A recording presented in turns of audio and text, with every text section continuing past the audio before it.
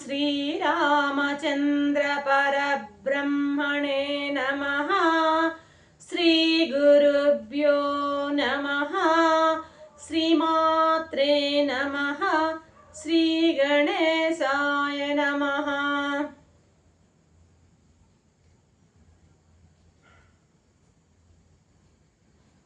ప్రియాత్మవద్దులారా, యోగ వాసిష్టం నిర్వాణ ప్రకరణం 621వ భాగం. నిన్న బృహస్పతి కచునికి అబ్బాయి చిత్తత్యాగమేనయ్యా సర్వత్యాగం అంటే, కాబట్టి చిత్తాన్ని వదులు, అప్పుడే నీకు పరిపూర్ణమైనటువంటి విశ్రాంతి లభిస్తుంది అని చెప్పాడనమాట. ఆ మాట చెప్పి వెంటనే ఇక బృహస్పతి ఆయన ఆకాశ మార్గాన వెళ్ళిపోయాడనమాట. ఈ కచునికి అసలు అర్థం కావడం లేదు. ఏమిటిది, చిత్తాన్ని వదలమంటున్నాడు, ఎక్కడుంది చిత్తం అనేది వెతకడం ప్రారంభించి, ఎక్కడుంటుంది చిత్తం అనేది? బయటికి కనపడుతున్నవి వదలొచ్చు, మన చుట్టూ ఉన్న దండక మండలాలు, ఇళ్ళు వాకిళ్ళు ఇవన్నీ కూడా బయటకు కనిపిస్తుంటాయి, వీటిని వదలొచ్చు. మరి మనస్సుని వదలమన్నాడే నాన్నగారు, ఎలా? వెతుకుడు మొదలు పెట్టాడనమాట. శ్రమ పడుతున్నాడు. ఎంత ఆలోచించినా ఈ మనసు ఎక్కడుంది, దీని వదిలే విధానం ఏమిటి అన్నది కచునికి తోచడం లేదు. ఇక బాగా ఆలోచనలకు పదును పెట్టాడు. ఈ పదార్థం అంతా కూడా, పదార్థ బృందం అంతా కూడాను చుట్టూ కనబడుతుంది, ప్రాబ్లం లేదు, వదిలేయచ్చు. దేహమా, ఇది కనబడుతున్నది, ఓకే, కానీ ఈ చిత్తం అనేది కనబడటం లేదే, ఎక్కడుంది ఇది? ఇప్పుడు పోనీ వీటిలో అంటే ఈ కనిపించేటువంటి చుట్టూ ఉన్న పదార్థాల్లో ఈ శరీరంలో ఎడన ఉందా అంటే, ఇదేమో దేహమయ్యా, అదేమో నామరూప క్రియాత్మక ప్రపంచమయ్యా, ఈ చిత్తం కాదు. అసలు ఈ చిత్తం అనేది ఏమిటి, ఇది ఎక్కడ ఉంది? అవసరమైనటువంటి మన చుట్టూ ఉన్నటువంటి పదార్థాలని వదలడం నాకు సులభమే, వదిలేస్తా, కానీ ఈ కనపడని ఈ చిత్తాన్ని ఎలా వదలాలి? నా నాన్నగారు చెప్పింది ఏంటి, చిత్తాన్ని వదలమంటున్నారు కదా, ఈ చిత్తమే కదా మన శత్రువు అంటున్నారు తండ్రి గారు, దీన్ని తోసి పారేయాలి కదా మనము. మరి అది ఎక్కడుంది? నాకేమీ పాలు పోవటం లేదు, తోచటం లేదు. ఎవరైతే ఈ ప్రశ్న ఉదయించడానికి కారణం వారి దగ్గరికే వెళ్ళి మళ్ళీ అడుగుతా, ఎవరైనా బృహస్పతి దగ్గరికి. అసలు అది ఎక్కడుందో దాని అడ్రస్ తెలియకపోతే నేను ఎలా వదలాలి, దాని ముందు తెలుసుకోవాలి నేను. అది ఎవరు చెప్పగలరు? నా తండ్రి గారైన బృహస్పతి గారి దగ్గరికి వెళ్తాను నేను. కాబట్టి వివేకం అనేది ఉదయిస్తేనే వైరాగ్యం. ఎప్పుడైనా సరే వైరాగ్యం రావాలంటే వివేకంతోనే వైరాగ్యం వస్తుంది. ఇతను కూడా ఆ వివేకం బాగా ఇంట్లో చక్కగా వికసించి మెల్లగా ఇతని యొక్క మనసు పరిపక్వ స్థితికి వస్తుందన్నమాట. జ్ఞానంతోనే సన్యాసం అనేది. కాబట్టి ముందు నేను ఏం చేయాలి? ఫస్ట్ ఆఫ్ ఆల్ తండ్రిని ఆశ్రయించి ఆ చిత్తం యొక్క అడ్రస్ తెలుసుకోవాలి. ఊరికే మొండిగా వదలడం అంటే వదిలివేయడం, ఈ పదార్థాలు వీటన్నిటి వదిలివేయడం అంతా కూడాను హఠయోగం అన్నమాట.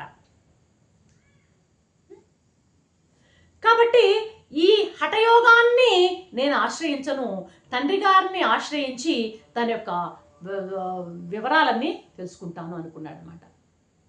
సరే, మళ్ళీ బృహస్పతి దగ్గరికి ప్రయాణమయ్యాడనమాట. వెళ్ళి నమస్కరించాడు. నమస్కరించి, నాన్న, మీరేదో నన్ను చిత్తాన్ని వదలమని మీరు ఆదేశించారు, బోధించారు, బోధ చేశారు. మరి ఎలా ఆ చిత్తం అన్నారే, దాని గురించి నాకు వివరాలన్నీ కూడాను తమ ద్వారా తెలుసుకోవాలని ఉంది. అంటేనే బృహస్పతి కోపం వచ్చిందంట వచ్చి ఏ మూర్ఖుడా, కొడుకుని మూర్ఖుడా, నీకు ఇంకా అర్థం కాలేదా అంటే ఒక టీచరు పదే పదే బాగా వివరించి చెప్పినా విద్యార్థి పట్టుకోలేకపోయినప్పుడు ఆ ఉపాధ్యాయునికి వచ్చేటువంటి ఆ రకమైనటువంటి చిన్న కోపం, చిరు కోపంలాగా ఏ మూర్ఖుడా నీకు ఇంకా అర్థం కాలేదా. చిత్తం అంటే నీ దగ్గర ఉన్నటువంటి అహంకారమేనయ్యా. నేను అనే మనసు అంటే అహంకారం. అహంకారం అంటే నేను అనే భావన. అహం అన్ని ఈ శరీరమే. అహంకారం అంటే మామూలుగా పరిచ్ఛిన్న అహంకారం అనమాట. ఈ శరీరమే నేను అనేటువంటి భావాన్ని అహం అని అంటారన్నమాట. అర్థమైందా. అది ఏదో కాదు, నీ మనసే. మనసు అంటేనే అహంకారం, నేను అనే భావమే. దానిని అహమను, మనసను, నీ ఇష్టం వచ్చిన పేరు పెట్టుకో, డజంట్ మ్యాటర్, నీ ఇష్టం వచ్చిన పేరు పెట్టుకో. అహమనం నేను అనే భావన. అర్థమైందా. ఈ నేను అనే భావన నుండే సంసారం ప్రారంభమవుతుంది. నేను అనేటువంటి స్ఫురణతో నుండే నీకు యావత్ సంసారము నీ చుట్టూ నీకు తయారవుతుంది. ఈ కొస నేను, అహం, ఆ కొస ఇదం. ఏంటదే నాకు కనిపించేటువంటి నామరూప క్రియాత్మక ప్రపంచం. అహం ఇదం. అర్థమైందా. ఈ కొస అహము, ఆ కొస ఇదం. అహం ప్రత్యయం అంటారన్నమాట. ఐడియా లోపల ఇక్కడ ఏదైనా సరే. ఇప్పుడు ఫర్ ఎగ్జాంపుల్ ఆ కనిపించేటువంటి ఆ యొక్క లైట్ని నేను చూస్తున్నానంటే ఇక్కడ అహం, నా యొక్క అహము ఆ ఇదంని చూస్తున్నప్పుడే ఈ రెండింటి మధ్య బంధం ఏర్పడు. అదే సంసారం. అర్థమైందా. ఈ కొస ప్రత్యయం ఇది, ఇది అహం ఐడియా. ఆ కొస ఇదం, అది నామరూప క్రియాత్మక ప్రపంచం అన్నమాట. ఈ రెంటికి మధ్య లావాదేవీలు. నేను, నా యొక్క నేను అనేటువంటి స్ఫురణ, నాలో ఉన్నటువంటి జ్ఞానము ఆ ఎదురు ఉన్నటువంటి నామరూప క్రియాత్మక ప్రపంచంతో కలిసినప్పుడు ఆ రెండింటి మధ్య జరిగే లావాదేవీనే సంసారం అంటాము.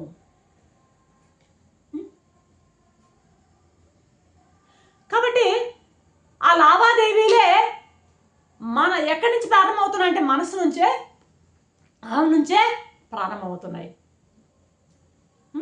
అహం నుంచి అహం ఏంటంటే ఒక్క అహం బయటపడి ఆ నామరూప క్రియాత్మక ప్రపంచం మీద పడుతుంది. ఆ పడి ఏం ఒక్కసారి దూకి ఈ ప్రపంచంలో ఈత కొడుతుంది అంటాడనమాట. సంసార సాగరంలో ఈ అహము అనేది నామరూప క్రియాత్మక ప్రపంచంతో చేసేటువంటి ప్రతి లావాదేవీ సంసారంలో భాగమే. ఈ అహము ఆ యదంలో ఈత కొడుతుంది అంటున్నాడు ఇక్కడ. సంసార సాగరంలో ఈ అహము ఈత కొడుతుంది. అర్థమైందా అంటూ దాన్ని వివరిస్తూ ఉన్నాడు, సంసారాన్ని వివరిస్తూ ఉన్నాడు బృహస్పతి. రేపటి ఎపిసోడ్లో ఏం చెప్తాడో చూద్దాం. అంతవరకు సెలవు. సర్వం శ్రీరామచంద్ర చరణారవిందార్పణం. ఓం శాంతి శాంతి.